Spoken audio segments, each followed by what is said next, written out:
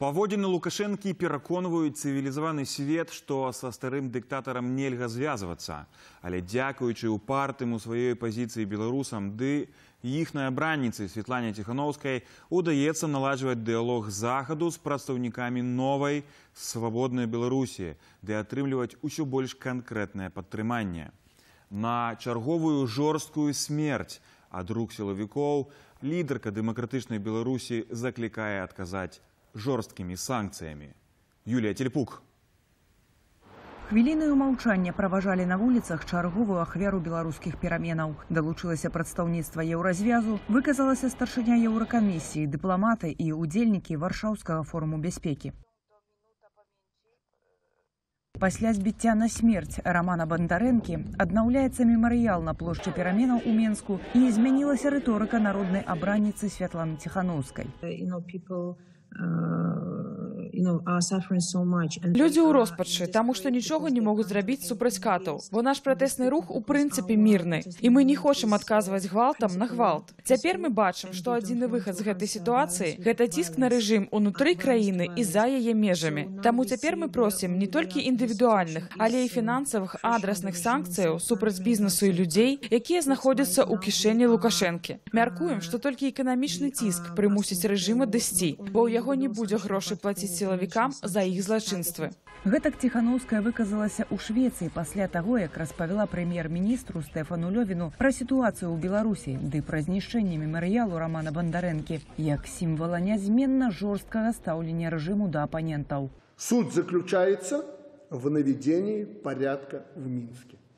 Без всякого варварства, чтобы не дать вот этим негодяям пописывать, что мы варвары. На этой неделе порядок должен быть наведен в Минске. И я попрошу премьер-министра и главу администрации президента, сориентируйте все регионы страны, чтобы поступили подобным образом. З просьбою караць фінансава ўладу, якая загадвае зачысціць пратэстоўцаў і любыя візуальныя сляды перамен, Тихановская звярнулася напярэдадні і да латвійцаў, наведваўшы Рыгу. Варта разгледзець пытанне аб увядзенні санкцыяў у дачыненні прадпрыемстваў, якія падтрымліваюць рэжым. Вельмі важна, каб краіны Еўрапейскага звязу удзельнічалі ў міжнародным механізме уласнага расследавання парушэнняў правоў чалавека ў кантэксце прэзідэнцкіх выбараў. У Рызе, дзе сустракалася і з прэзідэнтам Элгісам Левіцам, яна заклікала таксама да адмены чэмпіянату па хакею ў Менску. Не давялося ўзгадваць пра яшчэ нядаўна спрэчнае прадпрыемства – беларускую атамную электрастанцыю. Некалькімі днямі раней Латвія прыняла рашэнне заблакаваць закупкі электрычнасці з Беларусі ды не спрыяць развіццю бізнеса Лукашэнкі і Пуціна. Але агулам беларусам цяпер не да АЭС і ніякага антырасійскага складніку ў пратэстах няма, падкрэсліла удзельніца Варшаўскага форуму бяспекі палітолог Кацярына Шмаціна.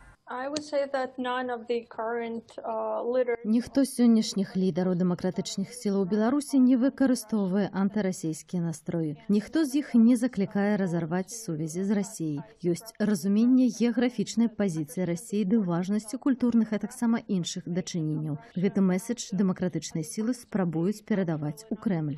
Неўмяшанне Расіі ў справы Беларусі было б добрым падарункам, бо разлічваць на санкцыі з боку Масквы не выпадае. Сярод удзельнікаў форуму бяспекі ў Польшчы было 400 асобаў з 40 краін. У тым ліку міністры замежных справаў і абароны, прадстаўнікі міжнародных і няўрадавых арганізацыяў і эксперты ў галіне бяспекі. Без дзярждэлегацыі з Масквы. Голас свабоднай Беларусі пачулі тыя, хто вызначыліся, на чыім яны баку. Калі людзей катуюць, не час на палітычны прагматызм, не час мець адкрытыя каналы з дыктатарам, з забойцам. У Літве мы дадамо Лукашэнка да спісу Магніцкага. Аслабіць зубы рэжыму магчыма праз эканамічныя захады, калі зарабляць менш, пачнуць кампаніі, якія кормяць уплывовых сілавікоў з атачэння Лукашэнкі, лічыць журналіст-расследавальнік і эканамічны аглядальнік Белсату Станіслаў Івашкевіч.